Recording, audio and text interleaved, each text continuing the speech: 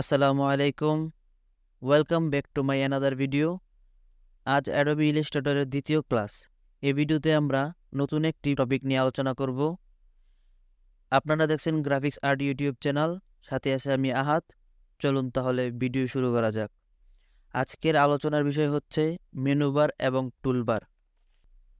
প্রথমেই যখন Adobe Illustrator open করা হয় তখন দেখা যায় যে এরকম কোনো মেনুবার বা টুলবার থাকে না। তো মেনুবার এবং টুলবার আনার জন্য এখানে অনেকগুলো অপশন আছে: file, edit, object, type, select, effect, view, window, help.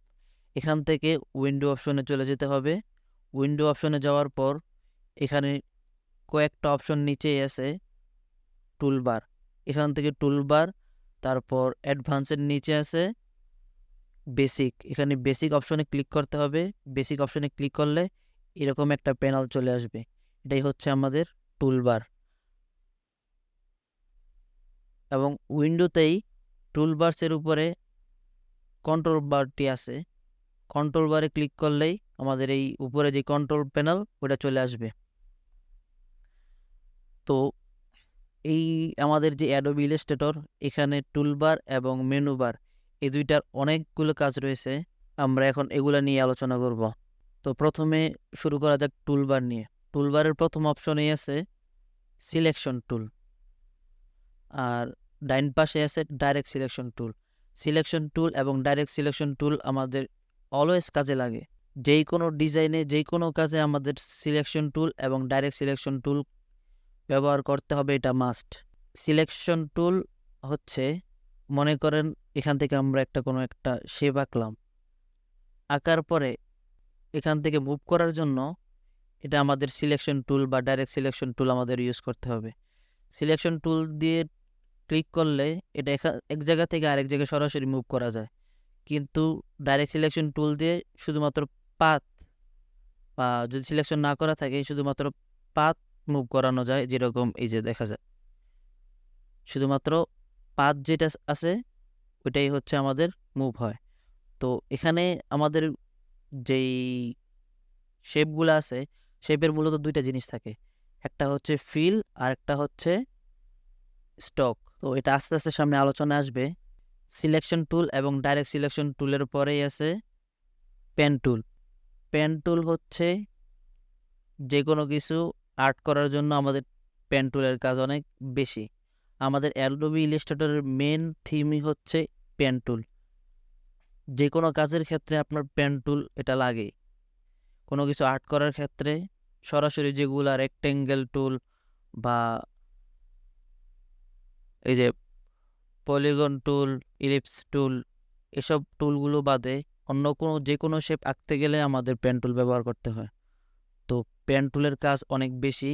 Smoothly যে পেন টুলের কাজ পারে তার অ্যাডোবি ইলাস্ট্রেটরে 30% বা 45% বা 40% কাজ ওকে। পাশেই আছে আরও একটি টুল পেন টুলের মতোই। ওটার কাজ হচ্ছে স্মুথলি কোনো কিছু আর্ট করা। এটার মধ্যে এরকম অ্যাঙ্কর পয়েন্ট, এই যে এখানে যেরকম অ্যাঙ্কর আছে, এখানে যে একটা অ্যাঙ্কর আছে, এখানে কোনো অ্যাঙ্কর নাই। এই যে এখানে কোনো অ্যাঙ্কর নেই। এটা হচ্ছে স্মুথলি আর্ট করার জন্য। তারপরে আছে রেক্টেঙ্গেল টুল। এই রেক্টেঙ্গেল টুল হচ্ছে, মানে আমরা যেটা চতুর্ভুজ যেটা বলি, ওটা হচ্ছে রেক্টেঙ্গেল টুল। রেক্টেঙ্গেলের ভিতরে আরও কয়েকটা টুল আছে, যেরকম ইলিপস টুল। এটা হচ্ছে বৃত্তাকার। বৃত্তাকার কোনো কিছু আর্ট করার জন্য বা ডিজাইন করার জন্য আমাদের এই টুলটা প্রয়োজন পড়ে। তারপর আছে pen brush tool. Pen brush tool এটাও অনেকটা পেন্সিল টুলের মতোই, তবে আমরা যেরকম কোন আর্টবোর্ডে আর্ট করি পেন্সিল দিয়া, ওইটার মতোই কাজ। তারপর আছে টাইপ টুল। আমরা সরাসরি এখানে টাইপ টুল দুইভাবে টাইপ করা যায়। একটা হচ্ছে এইভাবে কোনো কিছু ডার্ক করে তারপরে সেখানে টাইপ করা, যেরকম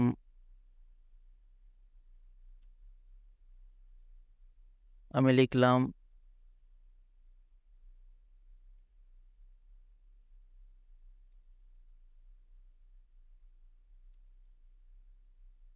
গ্রাফিক্স আর্ট। তো এরকমভাবে আর্ট করা যায়।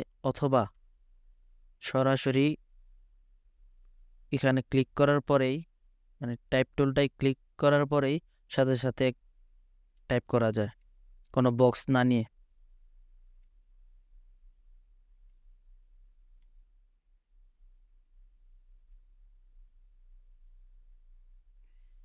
এরকম।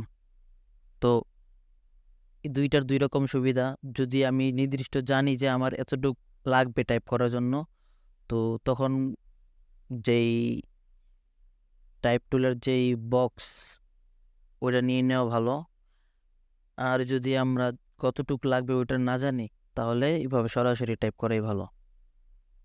আর অ্যাডোবি ইলাস্ট্রেটর সিসি যেই ভার্সনটা আছে, ওইটার মধ্যে একটা সুবিধা হচ্ছে আপনার একটা ফরম্যাট বা কিছু মিনিংলেস কিছু টাইপ দেওয়া থাকে।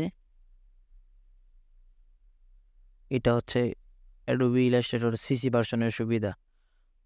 আর এটা হচ্ছে অ্যাডোবি ইলাস্ট্রেটর সিসি ভার্সনের অ্যাডভান্টেজ। আর যারা CS6 ভার্সন ইউজ করেন তাদের নিয়ে নিতে হবে বা সরাসরি নিজে টাইপ করে নিতে হবে। তারপরে এখানে টাইপ টুলের মধ্যেই আরও কয়েকটা অপশন আছে। একটা আছে type on path tool, vertical type টুল। এগুলা যখন পার্ট বাই পার্ট ভিডিও আসবে তখন দেখানো হবে। তারপরে রোটেট টুল, রিফ্লেক্ট টুল, এই একটার পর একটা টুল আছে। I dropper tool, gradient tool, zoom টুল। এই হচ্ছে আমাদের ফিল এবং স্টক। ফিল এবং স্টকটা হচ্ছে রেক্টেঙ্গল টুলটা নিলাম। এখানে মাঝখানের যেই কালারটা, এটা হচ্ছে আমাদের ফিল।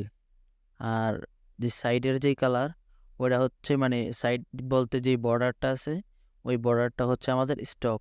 বর্ডারে যদি কোনো কালার দিতে চাই তাহলে ওটা আগে উপরে নিয়ে আসতে হবে, ক্লিক করলে সাথে সাথে উপরে চলে আসবে। সেটার মধ্যে যদি কোনো কালার দেই তখন সেটা আরেকটা কালার করে নিতে হবে। ছোট থাকার কারণে দেখা যাচ্ছে না, আমরা স্টকটা বড় করে দেই। এটা দেখেন স্টক কালার। যেটা আমরা যদি কোনো কালার চেঞ্জ করতে যাই, ফিল কালার যদি চেঞ্জ করতে চাই তাহলে ফিল উপরে আনতে হবে। এটা সিলেক্ট করার পর যেটার কালার চেঞ্জ করা হবে ওইটার সিলেক্ট করার পর এখান থেকে কালার সিলেক্ট করতে হবে।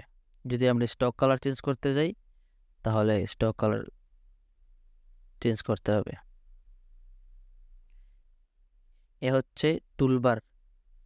তারপর উপরে এখানে আছে file, edit, object, type, select, effect, view, windows, help.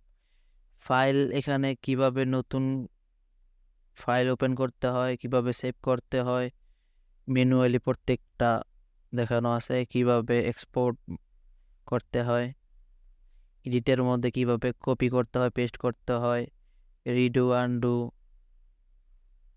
ইত্যাদি। Object, group, ungroup, lock, unlock, hide, show, expand, এগুলোর অনেক কাজ।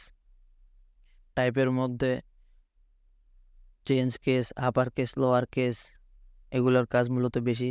সিলেক্টের মধ্যে অল সিলেক্ট, ডিসিলেক্ট, এগুলোর প্রত্যেকটা টুলের প্রত্যেকটা মেনু বারের আলাদা আলাদা শর্টকাট কি আছে, ওগুলা নেক্সট ভিডিওতে আস্তে আস্তে আলোচনা করা হবে। এ হচ্ছে মূলত আজকের আলোচনা। তারপরের ভিডিওগুলো পেতে সাবস্ক্রাইব বাটনে ক্লিক করে রাখুন এবং বেল আইকনটি বাজিয়ে দিন। আজকের মতো এখানে, আল্লাহ হাফেজ।